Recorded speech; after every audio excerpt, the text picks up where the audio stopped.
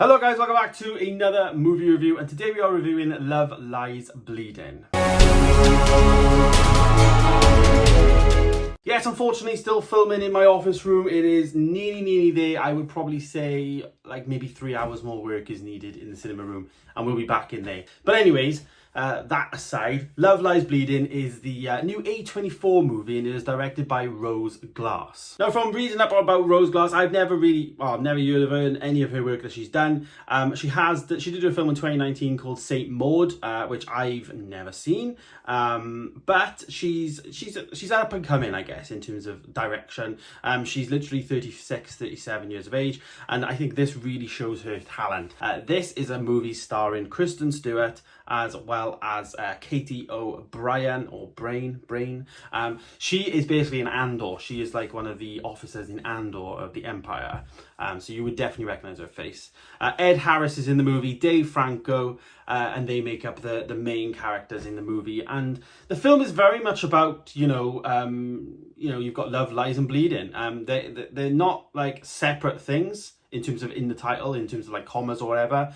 But this is exactly what the film's about. It's about love. It's about the lies and deception of, what drives you to make certain decisions because of love. And then ultimately then you bleed because of your actions. And there's a lot of bleeding in this film. I have got to be honest though, I really did like the artistic direction of this film. It did feel a lot like Men. If you have watched Men, which is another A24 title, it's very similar to that. Kristen Stewart basically is working in a gym. She's like a gym manager, and she's playing Lou, and she's basically, plodding through life and just, cleaning toilets and, surviving basically, and just, doing what she can to just make ends meet, as most people do. And Katie O'Brien's character comes in, Jackie her name is, and she comes in and she's a bodybuilder, and she's very attracted to her, Kristen Stewart is very, like, there's something between them, and anyway, they hit her off, and ultimately, Jackie is staying with Lou, and they're staying together because she's just in town for like short term,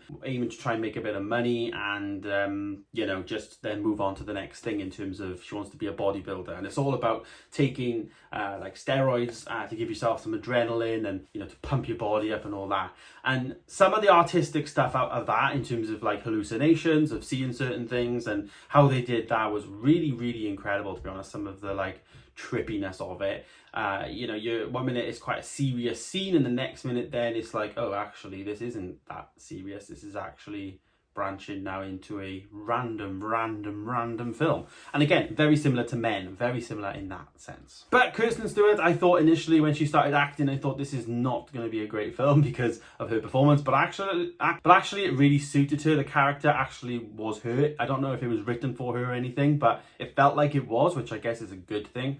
I think Lou had a lot of like depth there in her character. There was backstory there. Her father, Ed Harris, who's Lou Senior. They have the same name. And then you've got Dave Franco then, who's playing JJ. They're like it is a film about women are right about stuff, and men are just using women in a particular way. And it wasn't done too in your face or anything. It was done very well, like a really unique artistic direction. And I think if this Rose Glass, whoever this director is, if she continues on, I'd very much be interested to see her follow-up film to this, to see if the quality and to see if that style actually carries on into the next movies, or if it's just like a one-off based on this film. But for me, I think it was really good. From enjoyment levels, I thought it was up there. But as I say, it was very well made. I think initially the only thing that put me off was maybe Kristen Stewart's performance, but that was the initial thing, and then towards the end it was just made for her. And Katie O'Brien as well, I thought was really good in her role.